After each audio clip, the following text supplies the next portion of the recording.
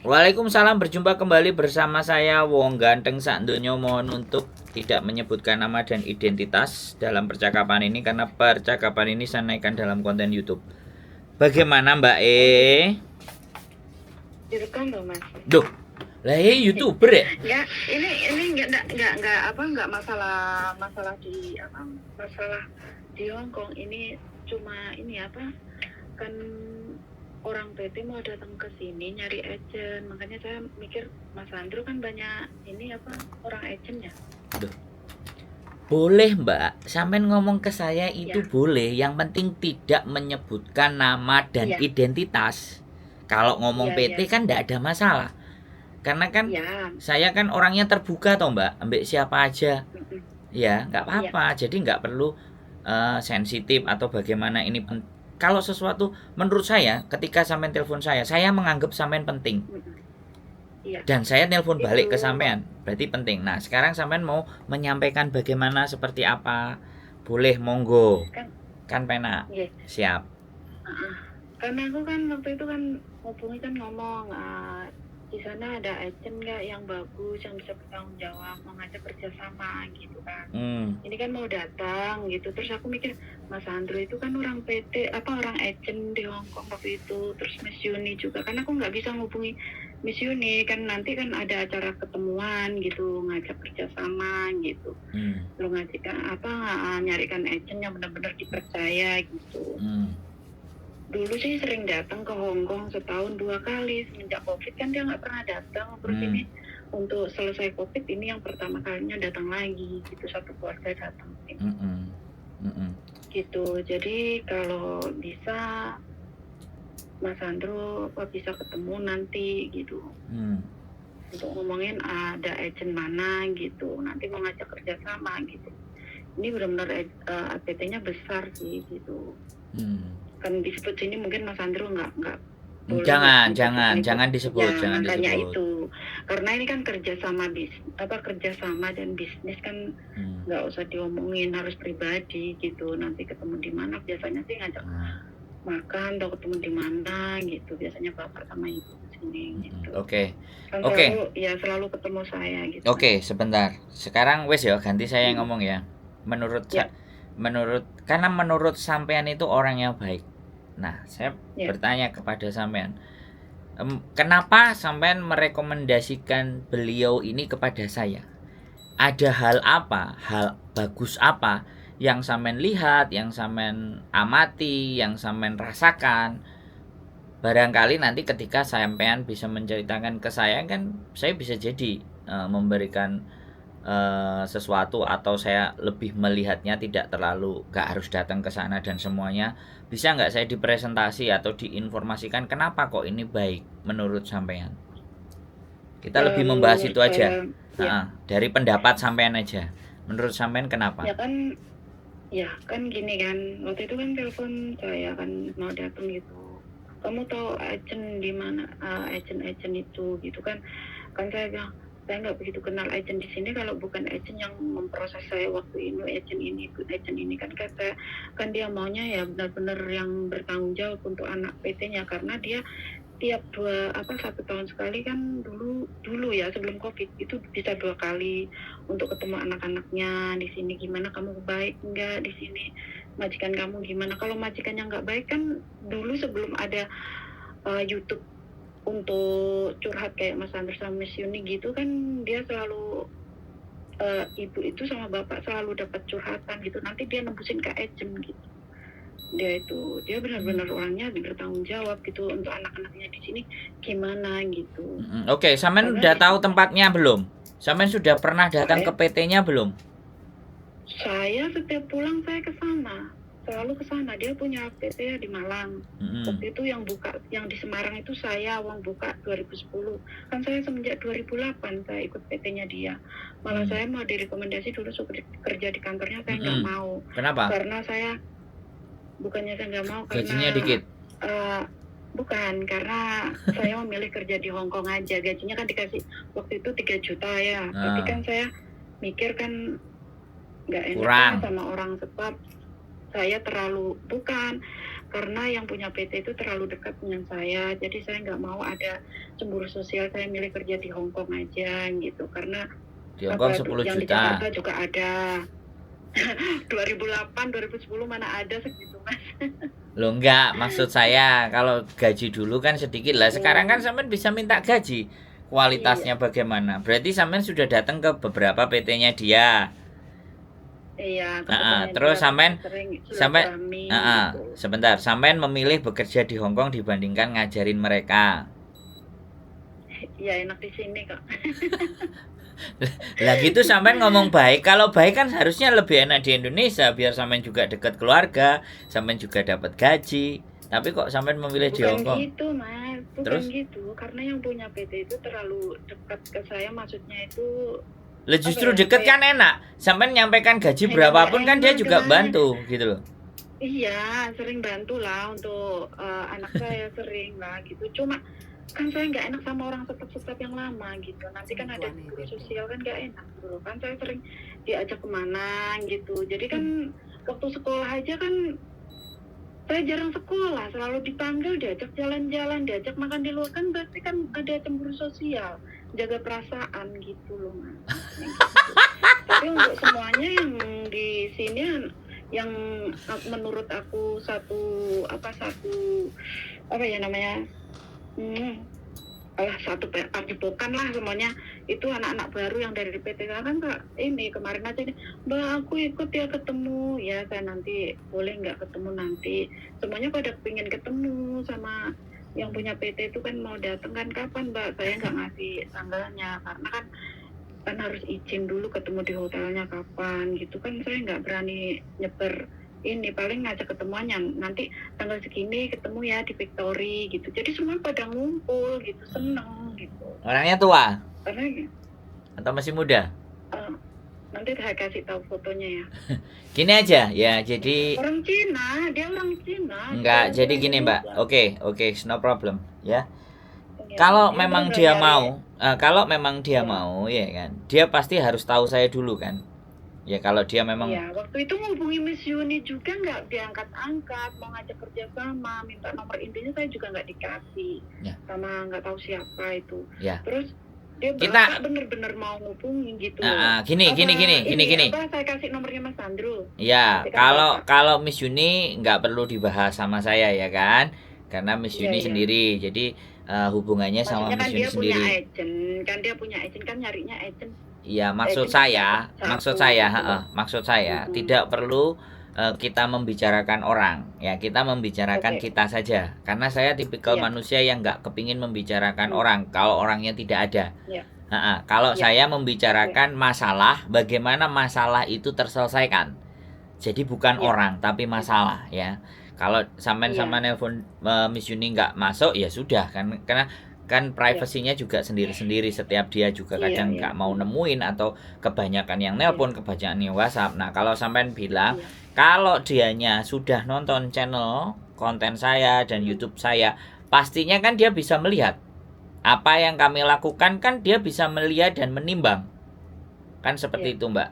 Orang mengenali kami itu jangan hari-hari ini kita mengenali siapa dia bagaimana sepak terjangnya, itu kan bisa dilihat dari sosial medianya.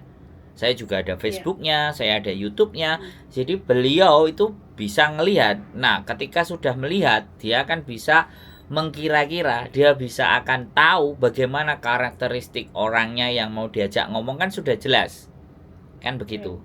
Nah, kan kayak gitu Mbak. Jadi tidak ada persoalan dan tidak ada masalah menurut saya. Kalau sampean merekomendasikan kami, ya kami sangat berterima kasih. Ya kan, sekali lagi saya berterima kasih.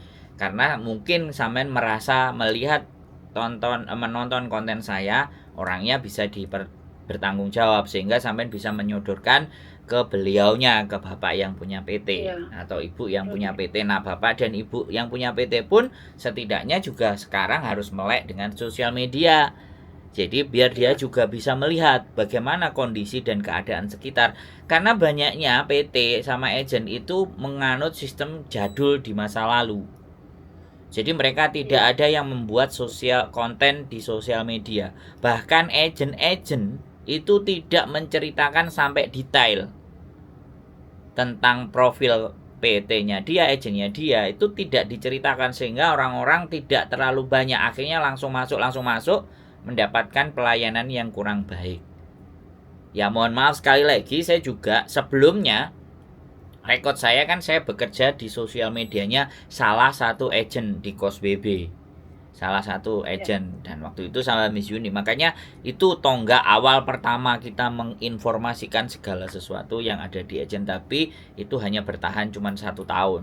Saya tidak memperpanjang lagi karena ada something yang saya nggak perlu sampaikan dan sebutkan yang ada di sini. Jadi seperti itu, boleh mau ketemu, mau ngobrol, mau telepon dengan senang hati dan tidak mengurangi rasa hormat. Tapi pastinya kan akan tahu saya membela siapa kan sampean tahu kan, Mbak. Saya buat siapa kan sampean tahu kan. Di konten-konten saya semuanya hampir bisa dilihat gitu loh. Kadang anak-anak yang salah aja saya kadang bela, padahal sudah jelas-jelas tahu anaknya salah. Nah itu loh kadang-kadang, karena kembali lagi kan mereka tidak ada payung hukum yang melindungi mereka, dan rasanya banyak yang takut-takut. Nah potongan juga segala sesuatunya, karena kita sudah naik, sudah dikenal orang kan harus jadi orang yang bisa dipertanggungjawabkan dan dipercaya. Itu berat, Mbak, berat banget. Jadi sampai detik ini pun saya belum punya rekomendasi PT, karena sekali lagi saya tidak yakin. Nah bujuku tadi bilang oke, PT-nya bagus, bertanggung jawab. Masalahnya pendidikan di PT-nya itu bagaimana? Orang saya enggak, sebentar saya presentasi dulu. Sampean tadi sudah ngomong, sekarang aku ganti ngomong biar sampean juga ngerti, dan konten ini nanti kirim ke dia. Jadi biar dia itu juga sudah tahu pembicaraan kita. Jadi saya tidak ada dusta di antara kita. Kalau saya sukanya begitu orangnya. Karena sekali kita berdusta, maka akan berikutnya kita akan berdusta terus, dan itu berbahaya. Jadi kayak gini, Mbak. Kemarin saya datang ke PT. Nah di PT itu tidak ada, di PT tersebut yang saya datengin itu ternyata dia mbak-mbaknya itu tidak pernah membaca kontrak kerja, itu tidak pernah dia baca. Makanya aku kenapa kok sampai kayak gini? Karena memang saya nggak ngerti dunia per-PT-an. Saya kontrak kerja itu saya bahas sama mereka, saya suruh belajar translate, saya suruh pahamkan kontrak dari chapter A sampai poin-poinnya itu sampai bawah. Karena sampean tahu sendiri kan, kontrak kalau buat teman-teman hanya dilipat, dimasukkan, dijepret sama paspor, sudah, tidak pernah dibaca. Kalau ada masalah ya sudah, ngalah. Nah saya nggak mau seperti itu kan. Saya mau teman-teman itu kontraknya itu dibaca dan tahu. Terus kenapa saya juga bikin konten seperti ini? Dan apakah konten saya dikonsumsikan kepada mereka-mereka yang baru mau berangkat? Kan sampean tahu sendiri, sampean juga ngerasakan sendiri di PT. Ada nggak pengetahuan seperti ini gitu loh? Kan nggak ada juga. Dan ketika PT mau merekomendasikan channel YouTube saya, jawabannya pasti gayo po nguntungno aku ta. Semuanya hanya penilaiannya untung dan rugi. Dan itu yang menjadi persoalan. Saya konten awal-awalnya duitnya juga berapa? Nggak ada. Kalaupun ada banyak, paling berapa sih? Satu konten cuman berapa? $1, $2, $3. Kena tak kayak urip di Hongkong? Enggak. Tapi saya terus mau melakukannya. Nah, PT-PT yang di Indonesia apakah berpikir atas kesana? Jadi seperti itu. Bagaimana solusi-solusi dari PT itu yang tidak memberatkan teman-teman? Potongan minimalnya tidak lebih dari 2.300. Walaupun itu data ganda dan tidak ganda, biasa justru jauh lebih murah, karena standar dari pemerintah itu 1.600. Kalau dia sampai 2.300 maksimum, berarti dia ngambil 600 Hongkong dolar. 600 Hongkong dolar itu 1 juta. Kalau kali 6 bulan ya 6 juta setiap satu kali anak terbang. Itu masih worth it. Untung 1 juta satu kepala. Kalau dia lebih murah lagi 2.000, berarti 400 Hongkong dolar dia ngambil. 400 Hongkong dolar dikali 6, 4 kali 6 berapa? 4 kali 6 2.400 lah. 2.400 ya 5 juta. Itu maksimal untung yang dia dapetin. Nah kita juga ngitung di sana, Mbak. Terus belum lagi ketika nanti dia di interminate, dan pasti ada hutangnya. Nah hutangnya itu dibalikkan nama dia, apa justru hutangnya ditutup sama PT. Karena nggak mungkin anak 10 semuanya interminate, kan nggak mungkin. 10 yang di interminate 1 apa 2. Lah PT itu kan nalangi harusnya. Badine gak iso di PKB, digawe cadangan yang di interminate itu. Ini saya buka sekalian loh ya Mbak. Saya berbicara kalau kita bicara PT. Karena anak orang PT itu punya wewenang, punya tanggung jawab, punya tanda tangan semuanya yang bisa memproses resmi dengan negara. Jadi ada nggak PT yang seperti itu? Ada PT yang bahkan tidak membayar potongan. Tapi apakah perlakuannya baik-baik saja di Hongkongnya? Satu agent, ya kan kita pernah juga bongkar. Kan kita pernah juga ada anaknya agent tersebut dan PT tersebut. Dan tidak semua. Tapi kembali lagi semuanya plus minus. Tidak mungkin juga 10 anak 10-10-nya baik. Ya kan, manusia kan begitu. Mesti ada probability sehingga beres. Saya aja memproses beberapa orang, 2 yang bleset di interminate sama majikan. Ya sudah, kita bertanggung jawab. Ada yang potongannya nggak dibayar, siapa yang bayar kan kayak gitu. Jadi PT itu kan tidak hanya nerima uangnya aja, giliran nenek sing rugi ya wis ditutupi ya nek rugi nih. Jadi dengan kayak gitu kan enak. Asli nih anak yang di interminate yang rugi ku sing bayari sopo? Ya sing niat-niat. 10 misalnya, ya kan. Yang bleset 1 atau 2. 1 ini didapat dari duitnya siapa? Ya dari 9 orang yang semangat nyari uang. Jadi sebenarnya yang bleset inilah yang ditutupi oleh yang bagus-bagus gitu. Hongkong kan seperti itu. Sing elek siji kadang-kadang disebar sama majikan. Jadi kayak toko elek kabeh kan enggak juga. Tapi tetap Hongkong tetap butuh CC, ya nih CC kan. Nah, itu pemahaman sedikit hal yang ingin saya sampaikan dan mungkin boleh kita tidak ada masalah, boleh dikasihkan nomor saya, bapaknya siapa. Ya, nanti kasih tahu aja karena setiap telepon yang masuk ke saya selalu saya rekam, sampaikan ke beliau. Sampean bilang dulu, saya yang punya PT ini bisa nggak ketika kita berkomunikasi tidak pakai direkam di konten. Nah, takutnya begitu, makanya kita pamit dulu dengan tidak mengurangi rasa hormat saya kepada sampean.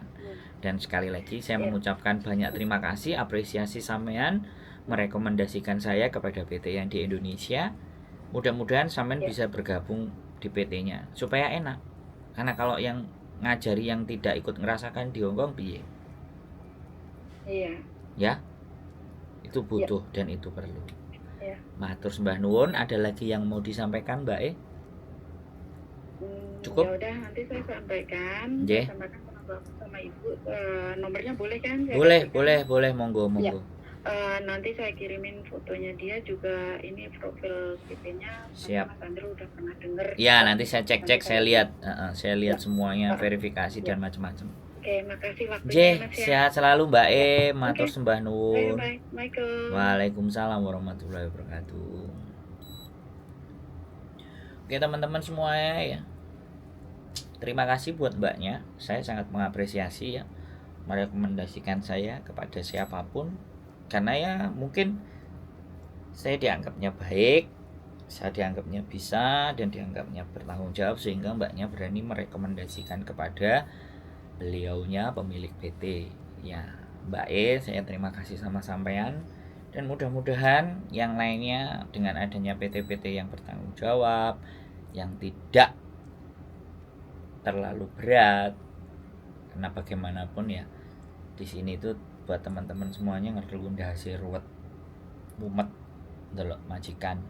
Tapi bukan tidak mungkin juga bagi teman-teman yang sudah kuat mentalnya, sudah memahami Hongkong, sudah sangat tahu bagaimana keadaan dan kondisi di Hongkong dan harus berbuat apa dan seperti apa. Saya akan nunggu teman-teman semuanya yang punya pengalaman-pengalaman dan mampu bertahan menghadapi majikan karena itu adalah bekal.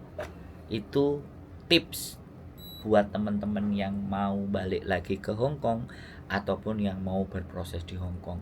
Dunia ini hancur itu karena banyak orang baik yang diem. Dan kebetulan saya bukan orang baik karena saya nggak pernah mau diem. Keep stay tune my YouTube channel and see you next video. Bye bye.